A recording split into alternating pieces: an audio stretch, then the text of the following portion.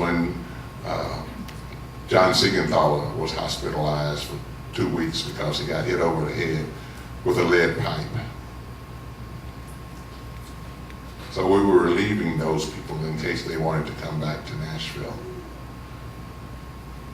On the 24th of May, we get on a Greyhound bus with the National Guards.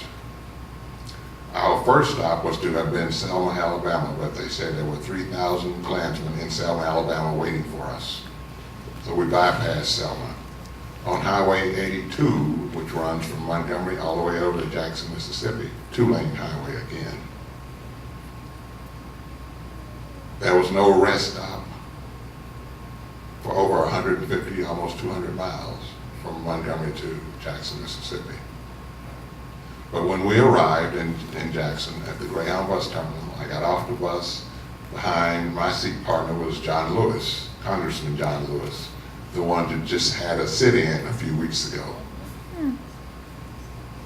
We get off the bus and we walk into the front door of the Greyhound bus terminal, along with the head majorette of the Tennessee A&I Marching Band, Lucretia Collins. The three of us sat at the white lunch counter. John Lewis said, "I'm going into the white restroom," and he was arrested in the restroom. Lucretia and I were arrested at the lunch counter.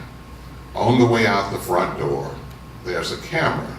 Newsman gets my picture, and I'm coming out with Lucretia. And so later on that day, the news comes on here in Nashville, and a lady calls my mother and says, "Where's your son?" And my mother said, "Well, this time of day in the afternoon." I said, "He has classes in the morning.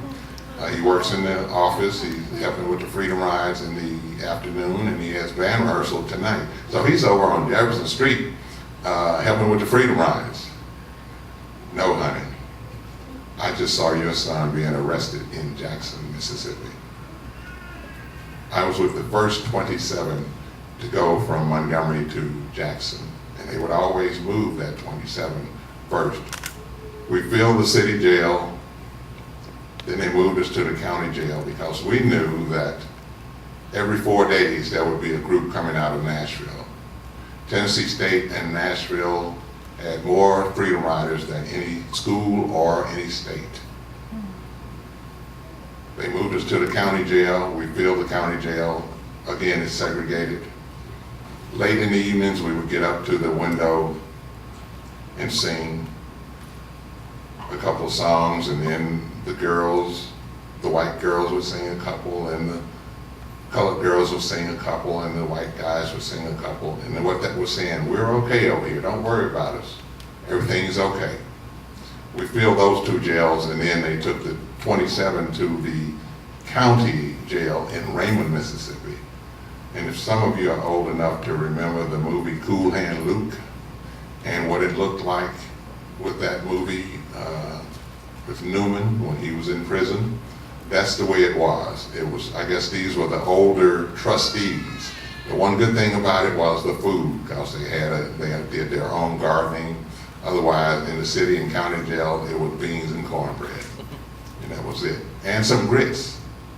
Don't forget the grits, because some of the guys used grits to make their chessboards. Grits were just that hard.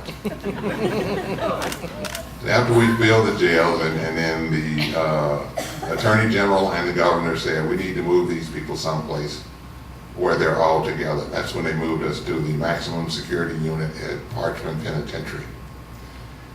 They were not supposed to hit us, or should I say lay hands on us. But they did some things, like they would take our mattress away. The jail cell was 8 by 6 with a double bunk bed, steel bed. They take the mattress away from us, turn the air conditioner on, and during the day, turn the air on at night and the heat on during the day. Now you're in Mississippi in May and it's hot. We've had some hot weather here. Or they would take our toothbrush away. "You can take our toothbrush, oh yes. You can take our toothbrush, oh yes. You can take our toothbrush. You can take our toothbrush. You can take our toothbrush, oh yes." They didn't like that.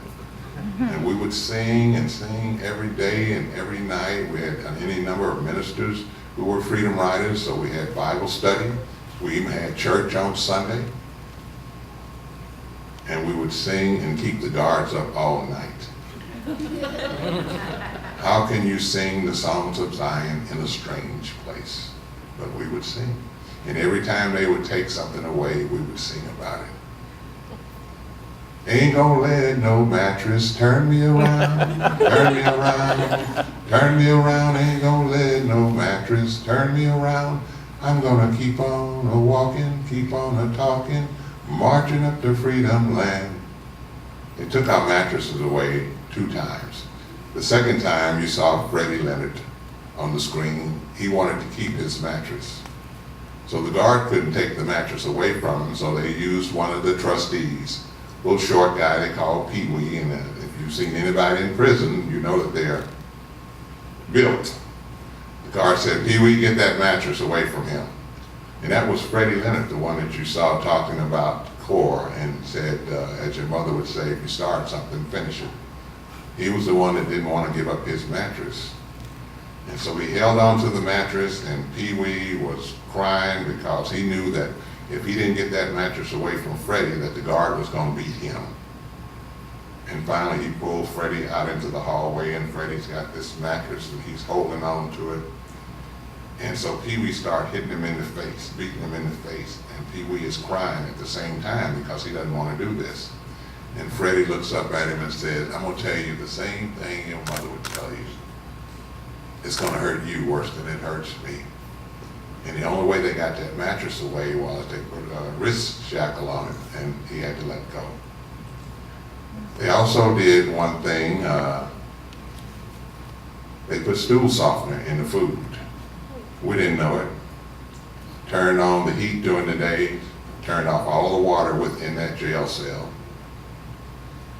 and they turned the air on at night, and that went on for a couple of days, not being able to flush your little commode and turn the water on your little thing there. And we said, ain't gonna let no stool softener turn us around, turn us around, turn us around. Ain't gonna let no stool softener turn us around. We gonna keep on a-walking, keep on a-talking, marching up to freedom land. So finally, it's time for us to they started getting us out because they had made a case by a young lady that I graduated from high school with, from Pearl High School, by the name of Pauline Knight. And Pauline, in that same documentary, is at home, and she said to her parents, I won't be home tonight. I'm going on the Freedom Ride. She was a part of the sit-in movement, and she knew that she was needed, so she didn't ask for permission. I won't be home tonight. I'm going on the Freedom Ride. Another young lady whose mother worked in Belmead, who was a maid in Belmead, was working, and the people that she was working with were going to have a party. And she called her daughter and said, would you come out and help me clean up because they're having a party and I need some help. And her daughter got on the Belmead bus and went out and helped her. And so after she finished, she got back on the bus and was headed back into Nashville, and the Freedom Rides were going on, and she was sitting behind a white couple, and they had a transistor radio on, and the news came on that more Freedom Riders are coming to Mississippi, and they made the statement, they ought to kill them all, and she heard that. She went downtown to the turnaround, what we used to call the turnaround downtown. And she got on the Jefferson Street bus to go home. And she went to our office, which was located on Jefferson Street, and said, are you taking more volunteers? And they said, yes. She went home and called her mother and said, Mom, I'm going on the Freedom Ride. And her mother said, if you think that's what you need to do, then you do that. And so she was a part of the Freedom Rides. I could go on and on and on. One of the things that happened while we were in Parchman became a university. And we talked about, what are we going to do when we get out? This is just the beginning. What are we going to do when we get out? When I got out, Kroger and H.G. Hills were still segregated. And I was placed in charge, the chairperson, to make an attempt to desegregate Kroger and H.G. Hills. And I think H.G. Hills was one of the first ones over on Music Road to open. And just so happened that they hired another young lady that I graduated with, who just happened to look white. She was a clerk, and H.G. Hills integrated their stores, and so did Kroger. I then went to New York. I was invited to New York to work with CORE to speak and raise funds for the Freedom Riders, and I did that. And then my music career got in the way of me, and so I had a great music career, and other things happened that were good, and here I am with good people tonight. And so I thank you, and hopefully you'll have a bunch of questions. But I would like for the musicians to come up and do a couple of numbers, since we rehearsed. Yeah. Let's not waste a rehearsal.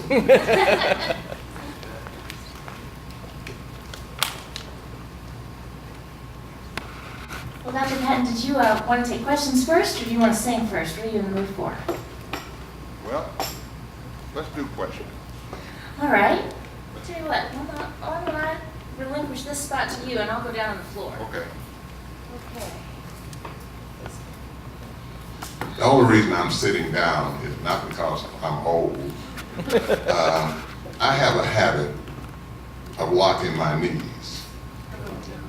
And so if you know what that means when you lock your knees, there'd be an emergency, you'd be calling somebody to come get me and take me to the hospital. That had happened twice to me. And so I decided I'm going to sit in a chair or on a stool, because I lock my knees, and then the next thing you know, I'm down here on the floor. It's a good choice. Yes. I have one question right here. I'd like to know if, as a college student, the movement was your first acquaintance with discrimination, or was there something previous in your youth that led you to respond to the civil rights movement? In other words, were there incidents in your youth that when the movement started to arise, you responded? Great question. Thank you. I'm glad you asked that one. When I was in the 4th grade, I lived on the southeast corner of 28th and Delaware. If you know where Sweats is, I was right on top of that hill. I was the only kid my age in the 4th grade on that street. Behind us was a white family with a young man that was my age. And so he didn't have anybody to play with. I didn't have anybody to play with. And so we played together, black and white. I don't know what his parents thought when I would go to his house, or what my parents thought when I'd bring him to my house. But he had an older sister who got married and was able to move away. I forgot to say, we were poor. All of us were poor, black and white. And so his sister moved, she got married, and then she came back one day and took him to the Lowe's Theater. And this was his first time at the Lowe's.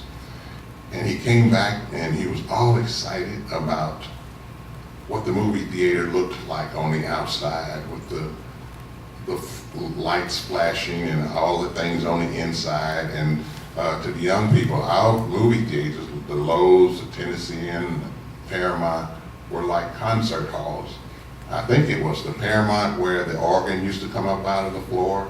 Is anybody here old enough to remember that, when the guy would play the organ? I see a hand back there, yes. During the intermission, they'd come out of the floor and play the organ.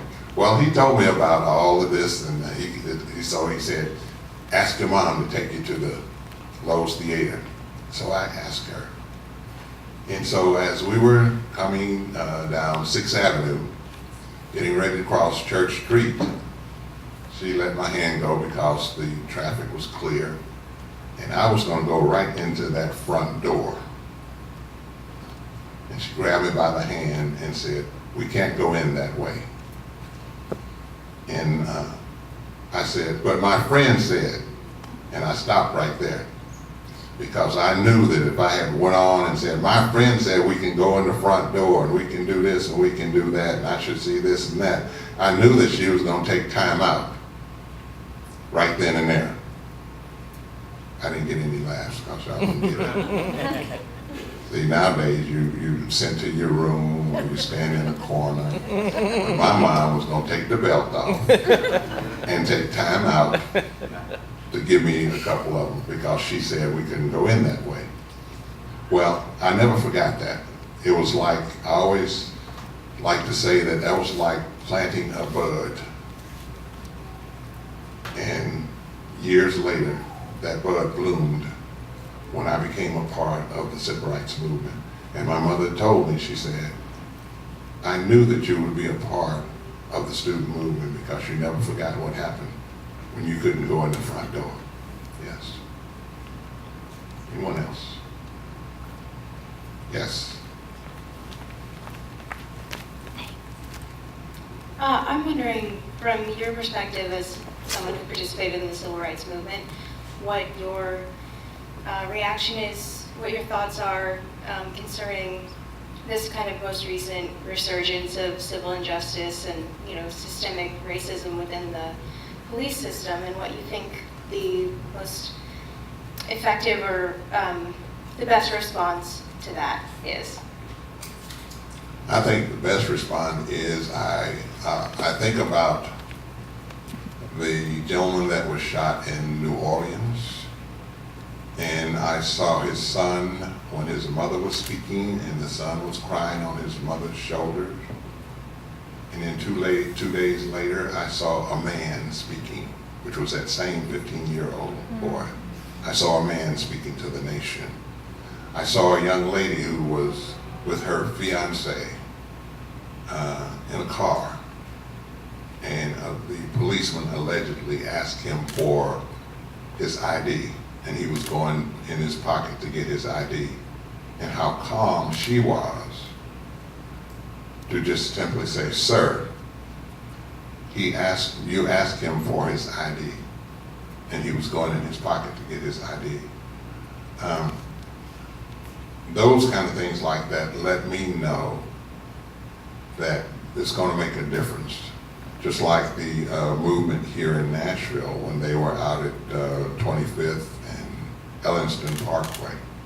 Only one incident happened. Some young man jumped up on the hood of a car and I think he was arrested.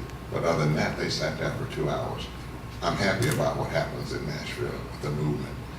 When they went downtown to the courthouse on that, I think, Sunday night, and it started raining, they took over Broadway. They say they took over Broadway. They didn't take it over. It was a peaceful march.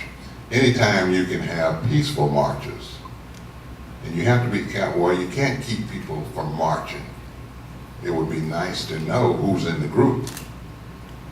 And you think about Ferguson and people marching, but there were other people who had other ideas. I need a TV.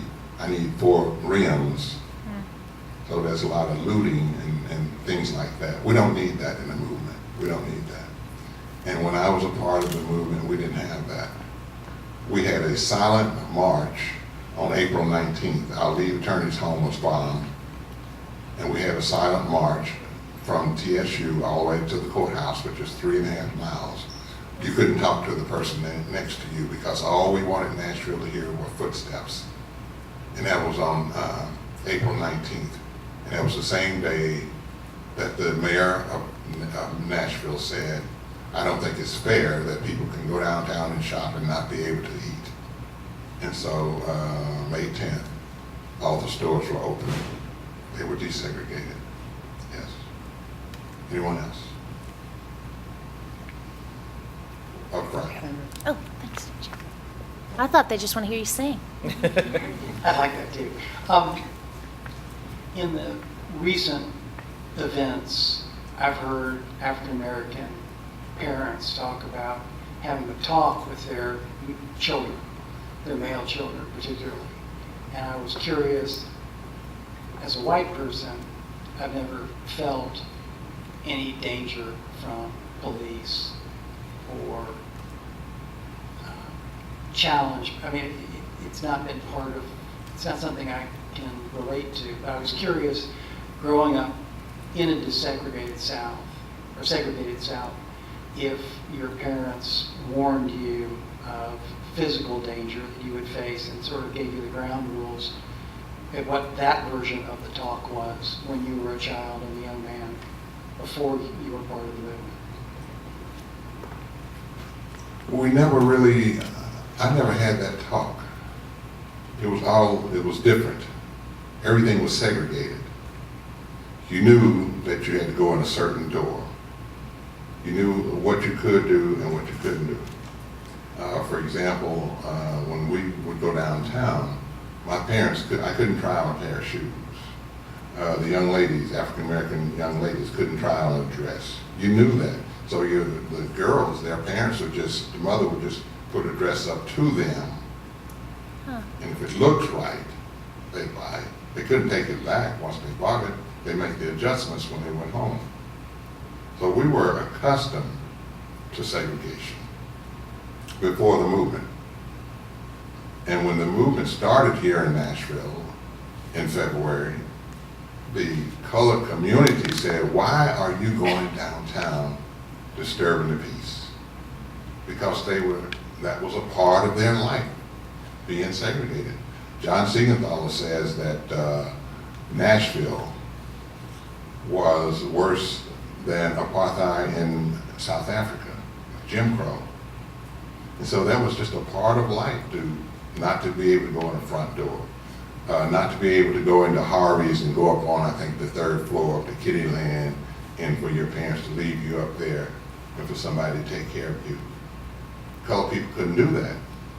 You could take your young child up on the, I think, the 3rd floor of Harvey's and leave them there and go do your shopping in Harvey's. So, for example, I couldn't go swimming at Centennial Park. But I did one day. And you know what happened the next day? It was filled with rocks and dirt. And if you know, how many of you know where the swimming pool used to be in Centennial Park? Well, if you're going west on Charlotte and you get to 25th, make the left-hand turn, you know that the road divides. 25th goes this way and it's another street right here. Well, that little rock fence that sits, that was the swimming pool at Centennial Park. And that was the first park we went to try and integrate the swimming pools. And they closed all the city pools after we went to Centennial Park. Wow. Because they knew that we were going to go to the other pools. So we had sit-ins, sleep-ins, we went to the hotels downtown. Anything that you can think of, it was segregated. And so we just hit everything. And it took 4 years to desegregate all of Nashville. As a matter of fact, when the lunch counters were desegregated, one of the stores downtown, I don't remember which one it was, wanted to have 3 sections in his store where you could eat. One for whites, one for colored, and one for integration. We said, no, it's integrated or not. Yeah. And so on May 10th, when those stores were integrated, what we did was, my partner here, we would go down to one of the stores and sit and have lunch. Then the next week it might be 4 of us, and then 8 of us. We asked that it not be televised or not be in the newspaper that those stores had been integrated. And so we just wanted people to see black and white sitting together without a big announcement, because if you make an announcement, then the hoodlum's going to come back again. So we didn't want that element. Do we have any more questions? Or are you ready for some singing? Singing? Sing it loud and sing it proud. Dr. Patton came early today and taught us some freedom songs, and so we're going to do our best to remember what he taught us. And he's going to sing with us. Get my instrument here. All right. Please join in. This is the time of offering here at the Bridge, and so as we sing these songs, we are committing ourselves to being an offering. We are committing ourselves to living our lives as people who work for change and for justice and for peace. we've got it easy compared to the way that it's been, right? So we're gonna sing this one, and this is the one that we might need a refresher on. This is gonna be like live rehearsal.